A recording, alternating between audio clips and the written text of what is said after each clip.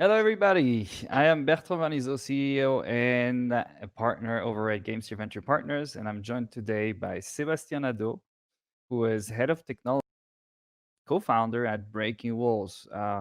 He will be speaking in a few seconds, and today we're going to talk about mixing public and private money for indie games project financing. So, what is this? It basically means that you don't have a publisher funding your games, but you have entities like us and public money giving you what you need to make your game. So how are you today, Sebastien? I'm very good. Very nice to join you today. Away from the cold because it's getting kind of cold in Montreal. So All right. Well, I'm joining in from Switzerland and it's not exactly warmer. So thanks again for taking the time, Sebastien. We are actually working together already. We concluded our investment beginning of the year. You guys right now are working on Away, the survival series, which is a pretty cute game about a sugar glider trying to make it out in a pretty hostile environment. I'll probably let you talk about this in a minute. But basically, to give you guys a little bit of structure, we're going to have 20 minutes of questions that I will be asking to Sebastien, which I believe are relevant questions to give our audience, tips and tricks of getting money for indie financing. And then you guys during the conference, you can also just type in the chat if you have any questions to Sebastien. And at the end of those 20 minutes, we'll give you guys 10 minutes to keep asking questions and get some answers. So first of all, Sebastien, can you tell us a little bit more about Breaking Walls and what you guys are working on? yeah, absolutely. Breaking Walls is a company I started with two of my friends, two people I knew very well, about 5 years ago or so. Um, More like 4 actually, but we'll talk about the process on how I got, how we got it financed. So right after this. The basically our first project, the project we started the company with, is called Away the Survival series, like you mentioned. In a way, basically, this is a third-person adventure game where you play the role, as you mentioned, of a small shark glider, which is, for those who don't know, it's this cute kind of flying squirrel type of thing that you play as. So it's pretty cool, basically playing from that small perspective in an environment in the forest, obviously. The game happens at some point in the future, and natural disasters have destroyed the planet, basically. And so humans are no longer there, and as the animal, you're trying to survive in this changing world, or in this world that's full of natural catastrophes, but also has a bunch of predators. As a small animal like that, you have to run away from all those predators. So there's elements of survival in the game, but it's mostly a adventure game, and it's just a very interesting game to play with, especially from the small perspective as a small animal. That's in a few words, that's what the game is. So it is fairly innovative now that we have actually invested in it. I can confirm that it's pretty innovative. There's a lot of innovation with the title. It's also a niche that is not so common. So my first question is going to be, why did you guys choose, to go for public funding instead of, going to a publisher and saying, well, we're just going to make it, it's going to be easier. They're going to do a full financing deal. They'll be publishing the game. Why did you guys choose to go to apply to the CMF-FMC? What was like the main reason and the triggers to do it? It's a good question. I think well, being in Montreal to begin with, there is the CMF was something that's already known, so it's already on the table. It's already one of the options that you have on the table when you decide to start something like that. This we had experience in various different projects. We had, in my case, I started other companies in the past where, basically the only real direction you can go to is private funding. But in this case, basically, we needed to, our, how can I say this?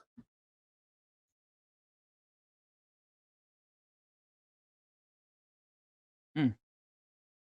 Did we just lose Sebastien? I think okay, maybe his connection broke down, so we're gonna give him a few seconds to reconnect.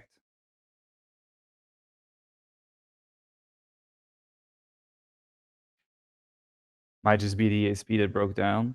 Other than that, if we have lost Sebastien, we could move to or guess that was supposed to be in 20 minutes from now. But let's give Sebastien, maybe a few more seconds.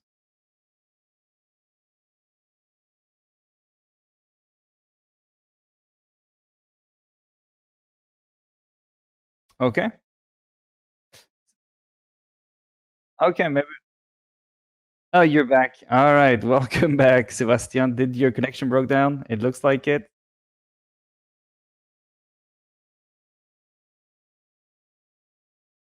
Looks like he's okay. So we're just gonna move to David, and we're gonna try to pick up Sebastien right after David. So that's unfortunate, but we're gonna have to move on. Are you there, David? Hello. Hello, David. So we're gonna you came in a little bit earlier than expected. Surprise. So actually, our second guest is actually David, which is co-founder at Linsworks, another of our investment based in Barcelona. He's also game director on Aragami too. Thank you very much, David, for taking the time to be here. Thank you, Bertrand, for inviting me to this event. No, sure. Yeah, it's a shame that Sebastien is out, I guess, but everybody's working from home. Everybody has a special background. Okay, he's back. Yeah, he's back. Sebastien, is your connection stable? Can you hear us, Sebastien? All right, we're gonna let Sebastien recover with the signal, and we're gonna go on. So, David, the second topic of our talk today is successful indie self-publishing, the challenges and the incentives. Sebastien, if you can you hear us, Sebastien? Okay, so no worries.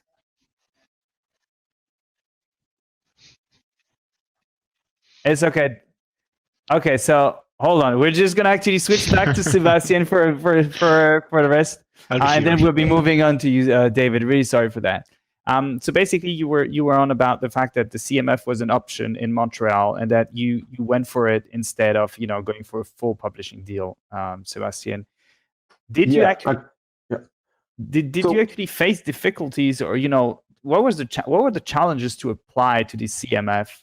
What were you guys most paying attention to? As a what advice could you give to other people who actually also want to apply this to the CMF? Yeah, I think the CMF basically we were mentioning how basically there's different options on the table. Having basically being a new company, I think there's with not a single game released before. We had experience. We had experience with various. We've worked on AAA games. We've worked in different industries. But basically, trying to start your first project, you come in. I mean, you have your personal fund, you have your time, you have your energy, and everything you want to do. But getting that initial fund, the initial seed money outside of your own personal money, that can be kind of a challenge when all you have is basically an idea on paper, right? Not a single prototype, nothing has been built. The CMF is probably one of, at least from our perspective, was the only option that seemed like they would find at such an early stage. So basically, the first thing we did was send out build the idea, propose something to the CMF.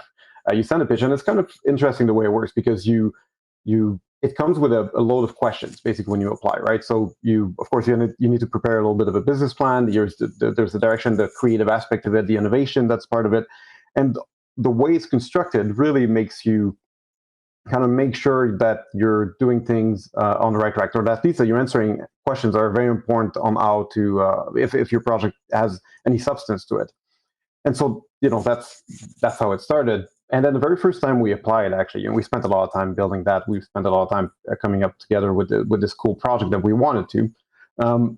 But actually, the first time we applied, we actually got refused, which was interesting. Didn't know that. I didn't know that. No, we got, but the project was very different back then. Actually, but it's through the process with the CMF that we kind of refined the idea, and it became the project that is today. If anything, it's I think some of the elements that they pointed out in the first application that we did really basically changed some of the direction that we had in the game initially. Just for a bit of context, when we started the project, you talked about being in a small niche. When we started the project, we were even more in a niche than what we decided to do now, because our goal was we were thinking, okay, if we're going to enter the game market, it's already, and we're talking about 2015 when we started talking about that. It, if you if we thought it was busy back then, it's even more crowded today than it was back then, obviously. But basically, it was a crowded space. We needed to find a way to enter that without being, the same thing. I mean, it's always a challenge, right? You enter a new market, you don't want to be doing the same thing as everybody else. So what we were thinking back then was like, okay, let's do a VR game. Maybe that'll give us an in the market, and from there we can grow and do more. Trying to finance a VR game was not easy. Probably a bit easier today, but back then was definitely difficult. But basically, some of the elements that we received from the CMF really helped us kind of make sure we made the right decision to move forward. And so when we reapplied, we took all those comments. We went back to the drawing board, really trying to make sure basically that we would fill in all those areas that were a bit weak. It's interesting because when they send you a review of your application, they actually give you a grade, a little bit like you were in school. They basically, out of 100, what is your score basically? So basically, we from there we looked, okay, well, we lost points on a bunch of different things, but those points are all very relevant. I mean, sure, it was a VR game, so when it's on its own in 2015, that's somewhat innovative, you could say. But not really. It was innovative simply because it was a new market, but there was no real innovation at the moment we proposed that project. And so in the form the game was taking, in its story, in some of the game mechanics, there was nothing really original at that point. And because those questions were raised at that moment, it really helped us kind of realize, hey, we need to make sure we create something that's truly original. And that's where we came up with some of the ideas with being more of a animal documentary type of experience, and really emphasize on the small scale of the animal and some of the other elements like this. Okay, I have to reorient the talk more towards finance again. I'm going to be the figures guy today. You have unlocked this important investment from the CMF. We're obviously not going to disclose the amount, but it's obviously a pretty hefty investment. How locked did you feel, from that point on? You have a production going on. You have money from the state. You were talking with people like us, but I know for a fact that when we were negotiating, you were also talking with different publishers. So how important was already having terms signed with a main investor when talking with others? Because we were forced to adapt, our credentials or investment credentials to what the CMF wanted and what we wanted. So did you face a lot of difficulties also, to do it with the publisher? Because on our end, if it ended up working in the end, it wasn't too hard. It was pretty easy. Yeah, there's many challenges. It's interesting because the CMF, in part, wants, they don't finance 100% of the project, right? You need to bring other funds in the project. It could be funds coming from the company, but also from the other partners. CMF is broken down in different phases. Development phase, we could finance the rest of it on our own, but afterwards, basically, we needed other partners. So already in the different mechanism that exists to put the fund together with the CMF, you need to have various partners. One of those, in our case, was again some public money that we had for more research or R&D specific part of the project, where we basically worked with the MEI, with Quebec Finance Ministry, with some of their funds called Passeport Innovation. We got some money from that to do some research. That contributed in part. So yeah, there's that. Also, to be able to get the CMF, especially in the later stages, production and marketing or mise en marché, forgot how to say it in English. Basically, you most likely need to have a publisher at that point. In our specific case, but like I said, we switched a little bit where we were going halfway through production, or early on the production. But when we started, it was a VR game, and finding a VR publisher was a little bit hard back then, as you can imagine. So what we had is a publishing deal with somebody that would distribute in some entertainment centers. So that helped us. But at that point, basically, that's when we should have. If we had been on the right track with the game we're developing today, that's when we should have closed a publishing deal. So they kind of expect that well, I don't know if they expect it. I don't want to speak for them, but like I felt at least that was something that would be extremely positive, because self-publishing, unless you bring in some other funds, like what we did with Game Seer, it could be challenging with the funds only that comes from the CMF, depending on the size of the project, obviously. Sorry, I'm not sure what your question was initially, but it was basically, you just mentioned, I think you're right when you say that the CMF expects, another investor to come in. My question was more, I haven't seen it from your side on our end. It was kind of like, okay, there's an investment from the CMF-FMC. We're going to make it work because this is good for us. We share the risk. We're happy because the studio is actually not going to have a publisher, so they're going to retain the IP. We're going to give them the cash they need for marketing, for QF, for localization, for all those parts. And we're actually increase the company value by doing so, because instead of having a publisher do it for you, you're going to actually learn it to do it on your own with our funds. So this is how, at that point, we thought it was really, really a great mix on our end to mix public and private funding with us. But on your end, my question was more originally, you've been having already a pretty big investment deal signed, with the state. Did you feel that the terms that they had with you were in any way hindering a potential publishing deal, or you still felt pretty much free? I think the freedom is there to some point. I mean, there's, of course, they're an important partner in the project, so they're involved in the decision, and they have the right to refuse if you bring in another partner. But I think the biggest challenge is mostly because you end up with so many partners. Like if you're not careful, you can end up with so many partners that you end up diluted so much as not in equity, but you end up in the profit sharing of the project. You end up so diluted that it can be dangerous for the long-term viability of the company. But that's where I think that's where maybe there's a small challenge, but that's just making sure that whatever you negotiate makes sense in the end. And sure. Also it depends on factors. But basically, with the CMF, we did some homework before. Basically, we made sure we did a successful crowdfunding that brought in some extra cash for us, that helped us kind of finish production to a point where we were very happy with where we're going with production. But like you said, we wanted somebody for the publishing aspect, like really give us the means to bring this to market and reach all the users that are going to play the game in the end. And basically, we end up with this situation where we need to go either for the publisher or at that point, actually, before we met you guys, it was basically the option was we need to find a publisher. And the conversation was always a little bit complicated, because we already basically work with the CMF. We share our profits with the CMF. If we bring a publisher that's asking for 50% royalties, or sometimes more than that, it basically it doesn't make any sense anymore for us to be working with a publisher. So that was definitely one of the important challenge when we were dealing with that. That was what it became very interesting. I mean, it's not the only element, but basically that was one of the interesting elements, is because working with an investment firm like you guys, it gave us more room basically to come up with a solution that would fit within the realm of what the CMF, the situation we have with the CMF, which was more difficult with a publisher where they have kind of a more, well, from my experience at least, they had a more strict or more rigid structure in which they bring in games, and basically we have to fit within that box that they have.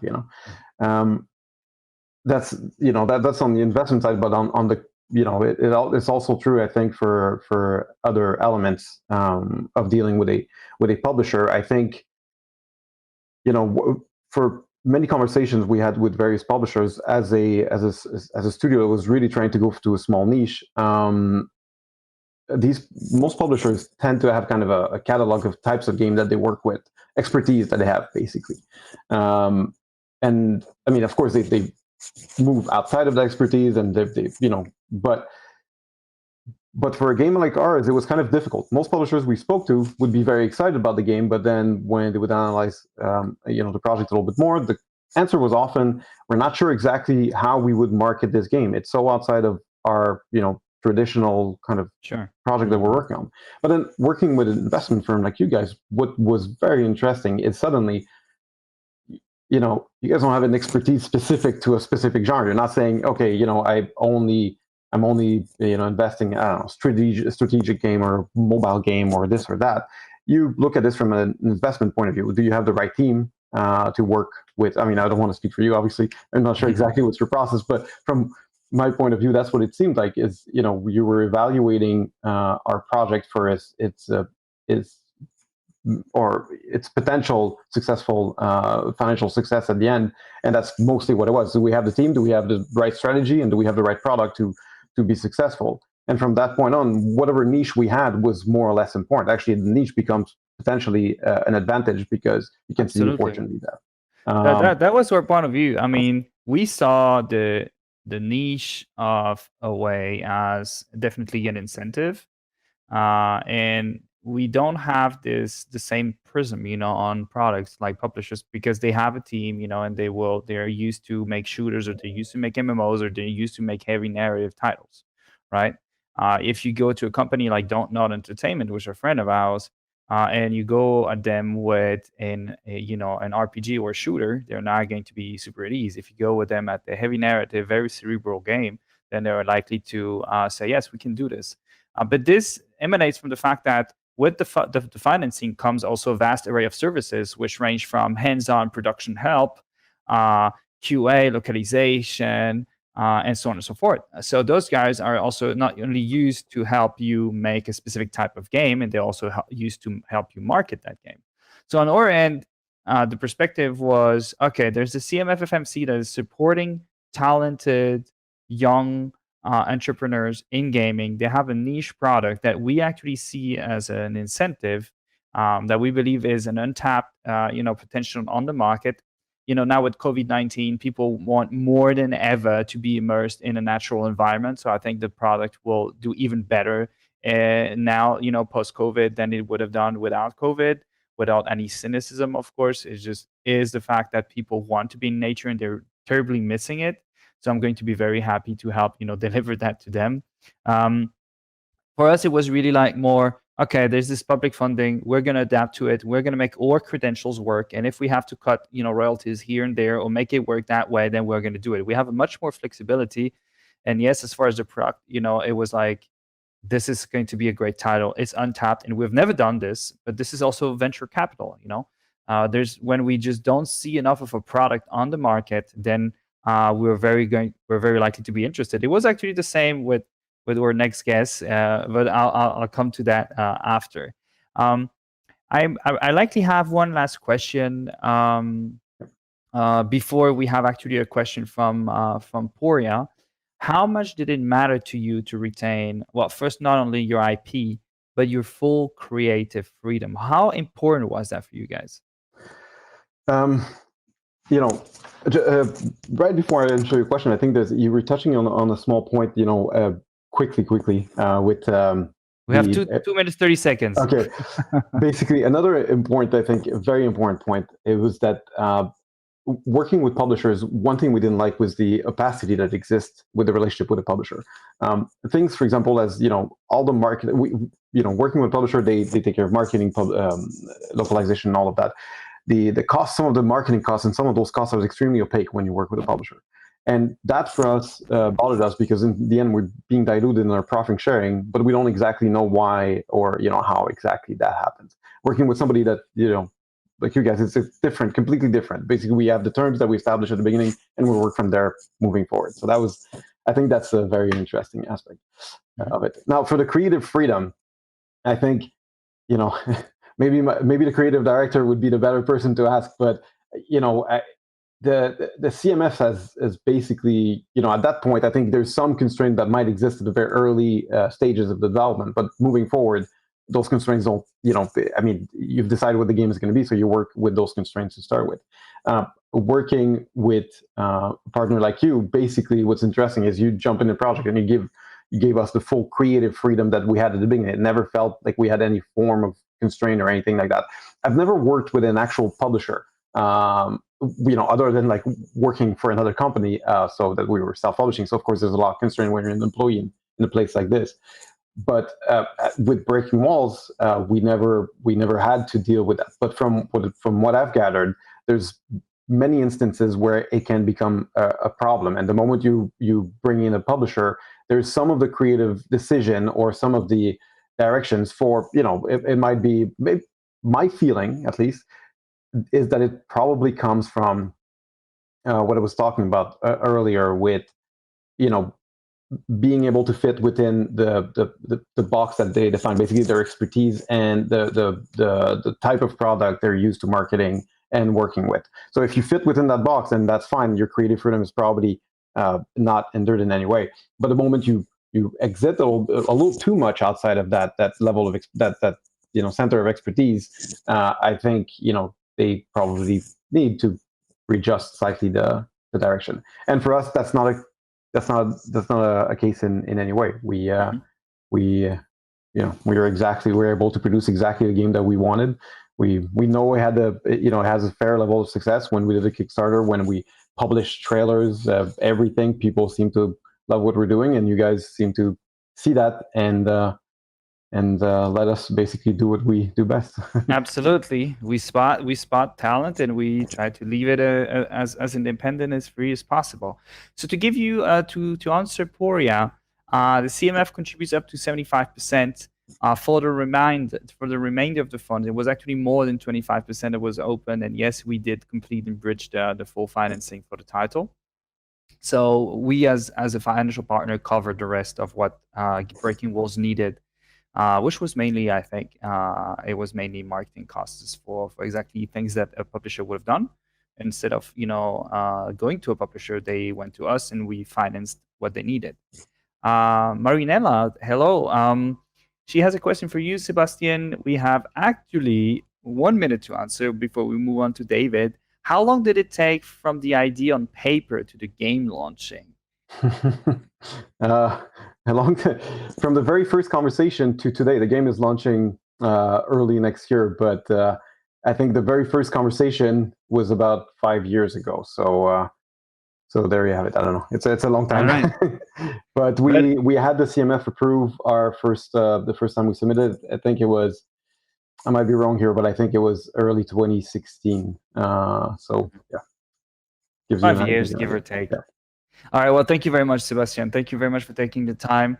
It's very kind of you, and I think it was also pretty enlightening to the audience.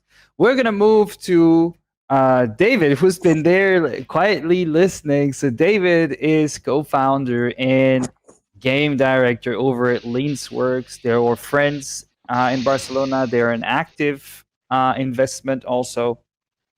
They're the makers of Origami, which is a pretty substantial indie success, which sold over 680,000 copies on Steam or something like that right now. I would have to check. 600K or something like that, right? Yeah. It's pretty crazy. Impressive.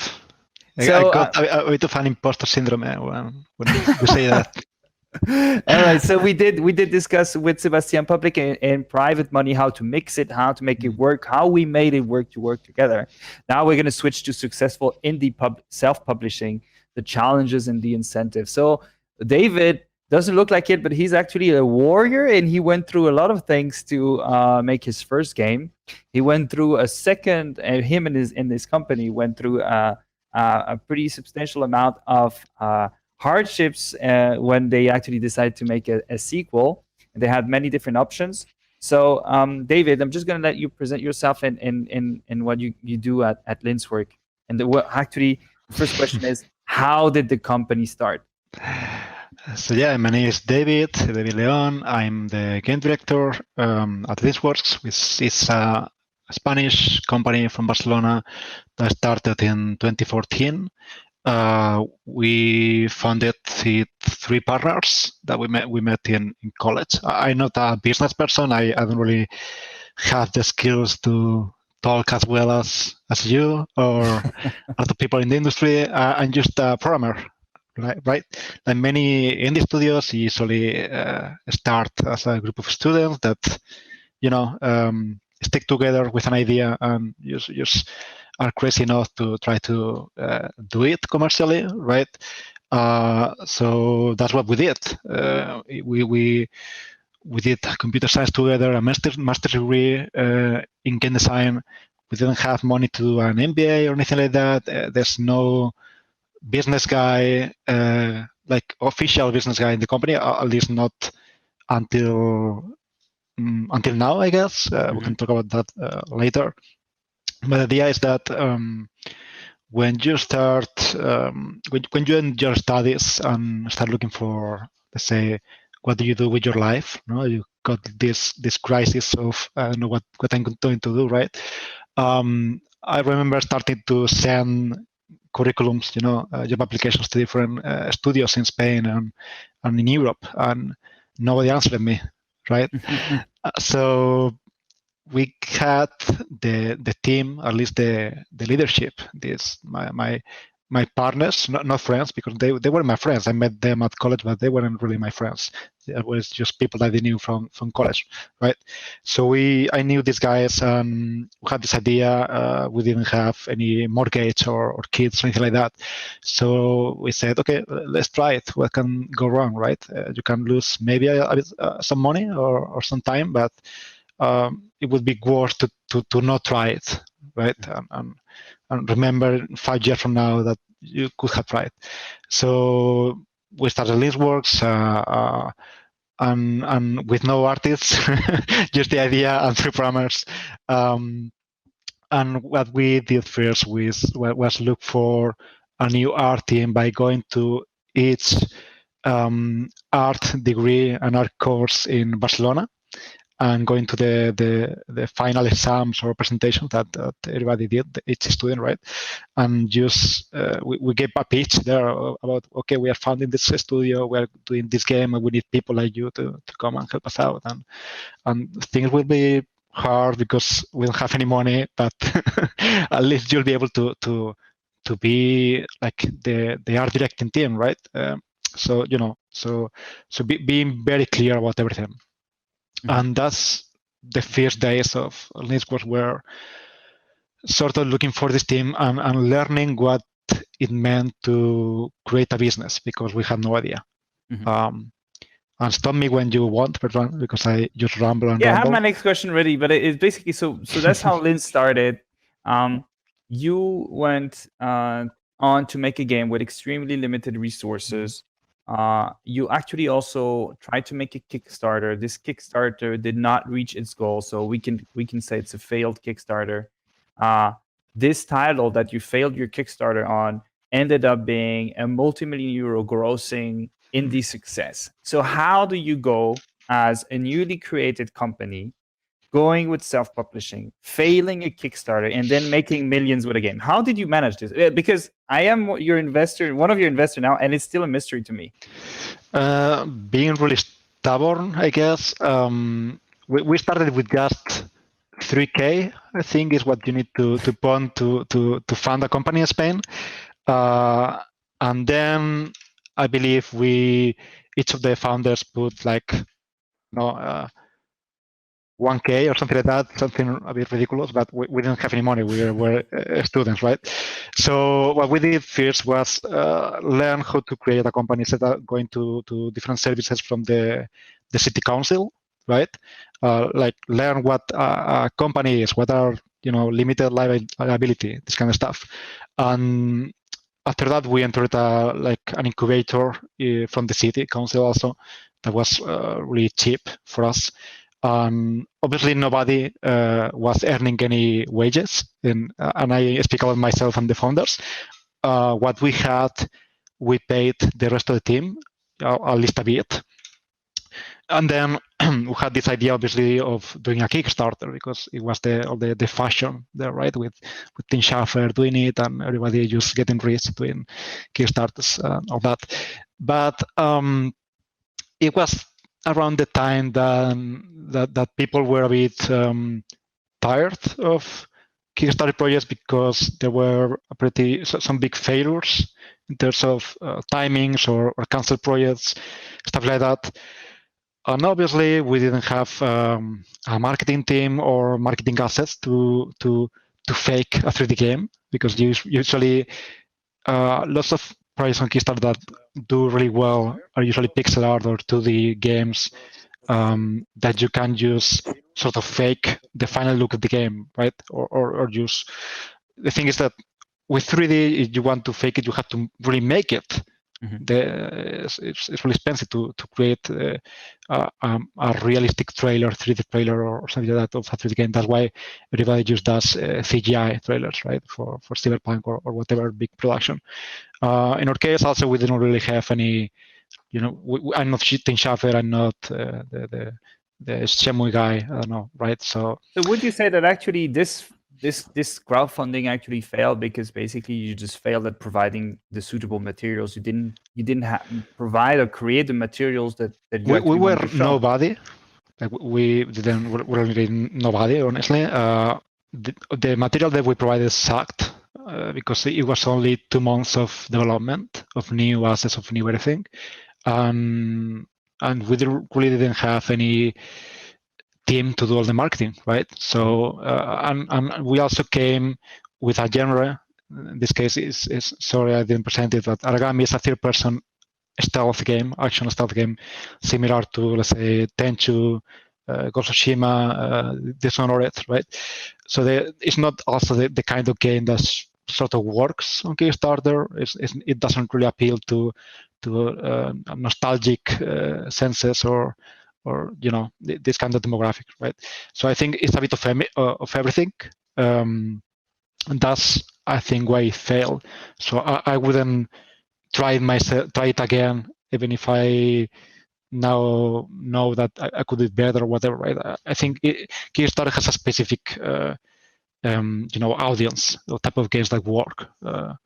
But I don't think most indies or most 3D games are designed for that kind of audience, mostly. So what we saw is that we started this company with almost no money. Okay, let's fund it with a Kickstarter. This failed. Then what we did is, first of all, get a personal loan around, I think it was around 7K for each founder. It was 3 founders, so around 21K. This is a personal loan that didn't go against the mortgage or something like that, right? It was a very low loan, very small amount. And then what we did was go for a government equity loan called ENISA in Spain. That is mainly an equity loan that you have around 5 years, I think, to return it. So it has 1 or 2 years of you just pay the I don't know the technical term, right? But you don't start paying it until after 2 years. It's delayed. Like all right, sure. Yeah. So it was extremely attractive, and as we were inside this city incubator, we saw that everybody did that. Everybody was getting funded using this equity loan. That also meant that if the company failed, you weren't affected personally, right? Because these were government goals. So no personal liability. Yeah, because these were government loans thought for this specific case of funding new creative industries and technological startups, right? So the downside is since it's an equity investment, you have to put half of what you ask for inside the company. So between the different partners, we also had to gather from family, friends, and fools, whatever, right? Gather some more funds, right? And between the 3 of us, we had 20K put into the company, I think. So we could ask for 40K more. And with this, we paid the people. We paid the studio. We paid all the team except for us, except for the founders, until we had other means of funding down the road. So this is very interesting from a investor perspective, and probably also from a publisher perspective. It's very interesting because basically you started a company, you didn't get funding from a publisher or from a private investor. You went on to make a crowdfunding campaign very early on, which people know is dangerous, or if not dangerous, it is quite tough to successfully do, obviously because of the state of the materials. A guy like me would then very likely not have invested in Naragami because of the sequence that you had just gone through, basically failing a Kickstarter campaign, which is a very, very bad KPI for investors and publishers. You did manage to get personal loans or equity loans into your company to carry on with the development of Aragami. You did also by the end or towards the end of the production get a very small boost in funding from Sony, correct? It was not a small boost for us because remember that we are first of all in Spain, which is probably a bit cheaper to live or whatever, right? It was our first job, just ex-student, right? So our expectations weren't really high. Like all the team was composed of juniors, which it was our first game for everybody, right? So that's probably extremely dangerous and a recipe for disaster, but it sort of worked. So I don't know what I'm doing here because obviously maybe my advice is ill-fated. But the idea is that we kept working on. We got this equity loan from the government. We talked with the local Catalonian government for another equity loan, right? Another 50K, and with the main bank institution, private bank here in Spain, that is La Caixa, one of the main banks branches, to get another equity loan for another 50K. So in the end, we had around 200K between different loans, only around 20K or something like that from personal funds between the three founders. And then when we had a very strong vertical slice or prototype of the game, and after obviously speaking with a lot of publishers and investors, etc., right, we finally caught the attention of PlayStation Europe, the UK, and they accepted us into their Path Fund program, which lended us 200K, which was half of the budget for Agami. So it's not really a small amount. So all that previous work of mixing like 5 different kinds of funding equals this 200K from PlayStation, sure. Right? No, it was obviously significant. Now you have bootstrap funding. You're a very young company. You're doing you're finding the business partners on your own to do QA, to do localization, to do porting. You're doing this all on your own. The game goes out. It had a little bit more than 20,000 wishlists. I think it was 21,000 wishlists that Aragami 1 had on Steam, and you end up selling hundreds of thousands of copies of the game. At what point? This is all fully self-published. Yeah. So you obviously have substantial incomes also coming in the studio. And you're faced with 2 options. Making a sequel, starting to pitch a sequel to Aragami 1. You have people on the line, which are AAA publishers, and you have us. We're talking about raising multiple million. What is actually in your mind? What is actually your focus? What do you want to keep at all costs in this process between publishers or Game Seer? Is it the IP? Is it your creative freedom? Is it the revenue stream and royalties? What is your focus at this point in time? Well, I remember that our focus when finishing Aragami 1 was just finishing the project, honestly, because we were just blindsided by just finishing this thing, and we honestly didn't think it would work so well. We actually asked for a new loan to try to survive post-launch of the game until we could get some revenue from sales, because we thought it would go okay-ish, right? And we would need another loan, and you obviously need to ask for loans with lots of time, to prepare for it, etc., right? And I remember that the game launched. It went extremely well. The first week we could already return all the money to PlayStation, to Sony. We can also return all the money to different institutions, right? Local governments, and we didn't need this extra money that came, right? So my first thought, obviously, besides fixing stuff on the game, because we were very game focused, very technical minded. No, we weren't really business people. We have learned over time, right? So our focus was, okay, fix the game, improve it, make people really enjoy this, because it's our presentation card, right? They will know us from this game. And then we started working on a DLC just to get people in the company busy with something, because we didn't really want to fire anybody, right? Because these people that came to work with us spent 6 months with almost no salaries, etc. Right?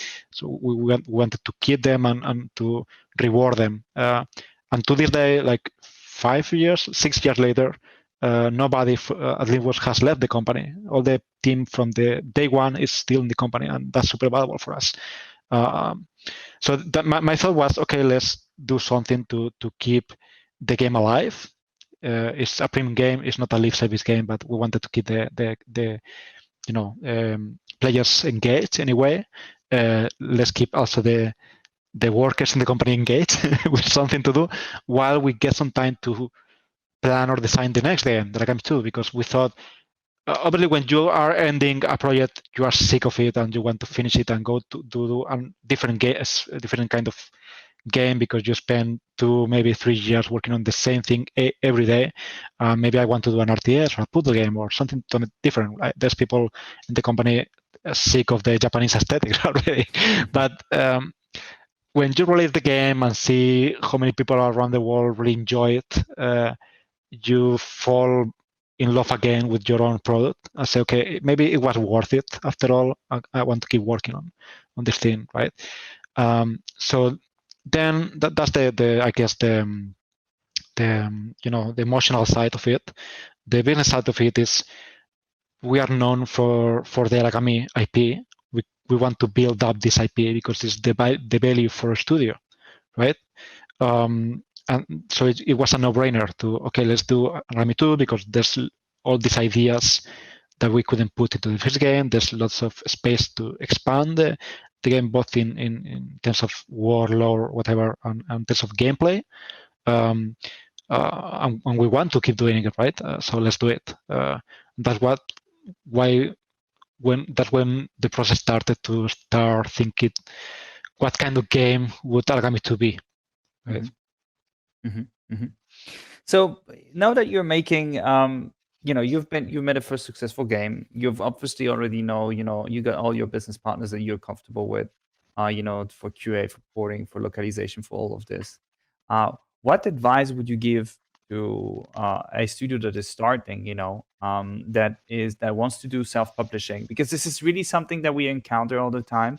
It's always Game Seer and a publisher. It's like, Game Seer and Koch Media, or Game Seer and Devolver or Raw Fury, and they're like basically comparing us to what they're getting from the publisher. And I'm asking people, do you understand what it means to self-publish? Because I will give you €1 million, yes, but I can't give you I can give you a recommendation, but I'm not going to be every day for you when you do the Q&A. I'm not going to be there every day for you when you do your comp plan, when you manage your PR, when you select your influencers, when you do your localization, when you sign an MG deal for a distributor in Japan for your boxes. So what tip would you give to a young studio that wants to do self-publishing? Because yes, it's more attractive to work with people like us, to retain IP, to have more competitive royalties. But there is also the extreme difficulty that Sebastien shares also with you, also self-publishing, to do everything, because you have to make a game and also sell it. So what is the best tip that you can give to people out there? To give some context, we self-published almost by accident, because we couldn't find any suitable partner to publish the game with us, because mostly what we found was that it was our first game, nobody knew us. So when there's the issue that you are probably not experienced it. At least in our case, we didn't know about Game Connection or Gamescom or what's the usual flow of meeting different partners and how do you deal with them, right? The expectations, what's an MG, right? What's the revenue share? These basic terms, it was the first time that we encountered them, right? So we also were extremely afraid because of all the horror stories about bad publishers and that they get your IP and this kind of stuff, and sort of was true. We met some publishers at GTC or different events that we started attending that asked for very high revenue shares or asked for the IPs, and I honestly may understand them because it was a risk to invest in us, so I understand it, right? But obviously, understanding it doesn't mean that I agree with it, right? So that's why we ended up doing everything alone, and that means that I was a programmer and game designer, had to do all the marketing for the game, had to set up all the store presence for Steam, for PlayStation, for everywhere else. Learn about the business side of it. Well, one of my partners that is also a programmer had to do all the account management and the handling all the money, right? I learned about everything. It's a lot of work. So I wouldn't recommend somebody to start self-publishing if it's the first time that he enters the gaming industry, right? If I would say go with a partner that you can trust, or if you want to self-publish, please speak with as many people as possible and learn from the experiences from everybody. I try to attend Gamescom, try to attend local events. In Europe, there's Game Connection Europe at Paris Games Week that it works really well. I have different, WhatsApp groups with lots of developers from Spain and from Catalonia, and we all share all information about, okay, I've spoken with this publisher and he asks about this, about that, or he is interested in this kind of games or this portfolio. So everybody talks. Obviously, there's some stuff that is under NDA, etc. Obviously, but people talk and at least they give you tips and help you out. So I would say try to meet everybody, be friends or friendly with everybody. Meet your local communities or local developers, etc. Try to travel and speak with everybody. If you are dealing with a specific publisher, try to speak with different studios that have worked with this publisher to know what was the deal like. At least they are happy with them, right? Mm-hmm. I say that everybody talks for the good and the bad things, and you can learn a lot about the industry, about how to go by speaking with people. Mm-hmm. Mm-hmm. Yeah. All right. Yeah. It always starts first with a good product. That's what I actually tell also people who go at vertical slice goes miles. When you send for your case, you didn't have a playable when we met at Gamescom last year, but you did have a first game which was very compelling. So it actually spoke for itself. Well, I think we had a video, probably a gameplay video that was obviously semi-scripted, right? Mm-hmm. But it gave you a very specific idea of what the game will look like in the end, or what will it play like. At least you have to know what audience are you targeting with. I mean, the publisher investor has to know what he's investing into. If it fits his portfolio, right? And what's the kind of audience, the scope of the game, this kind of stuff, and you have to be very clear about that when you are pitching your game. Mm-hmm. Also, one thing that I noticed is that lots of publishers, you have obviously to know who are you pitching to, right? There are publishers more interested in a specific portfolio, etc. I think Sebastien already spoke about this, but there are also a lot of publishers that wanted to invest not in the game, but sort of the company or the IP, right? So maybe you have to go with the plan of not just pitching one game, but what will come after the game. If you are if I'm pitching Origami as a stealth game, I'm not pitching just Origami 2. I'm pitching what can we do with this IP in the future, right? If we can do a mobile game with this, a strategy game with that, or let's say animation series or comic books with this IP, right? Because the IP is the strongest asset in your studio. So lots of publishers know it and want to incorporate studios or acquire the studio, right? These IPs into their portfolio. So you have to think about the answers of the question that will come is that what happens after this game? Is there a sequel plan? Is there DLC plan? Is there this kind of stuff, right?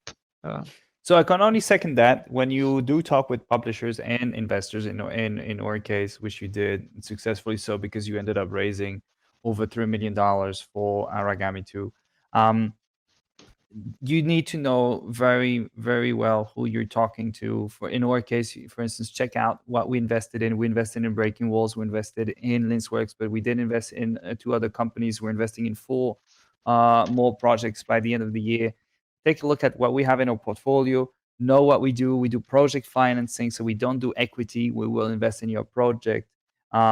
So these elements are definitely very, very relevant advices to increase your chances on getting financing. Because if for instance, we only invest in PC and console games, and if you come to us with a mobile game or a VR game or an AR game, you will not basically be getting any of our attention. So those are definitely relevant advices. We have 30 seconds, and there's a question actually from Poria. Again, that basically is asking you, David, how did you market the game initially? Any influencers involved? Basically, I guess, what do you think was the trigger to give Origami the momentum that turned it into commercial success? A question mark would be that it was at the start, it was mostly guerrilla marketing, first talking about development, being very open and speaking in development circles like Reddit and Twitter, etc. NeoGAF, maybe TixSource when it was relevant. After that, it was also mostly working on Reddit and specialized forums, like gaming forums. But after that, I also tended to try to form a relationship with different journalists from PC Gamer, Kotaku, Polygon, these kind of people, and just try to interact with them and with different developers. And in the end, like people know each other, obviously, it will be easier for them to notice you and to notice your email when in the end you send them a private message on Twitter or an email. Okay, we got this. This press release, right? You personalize everything, customize it to these people because they know you.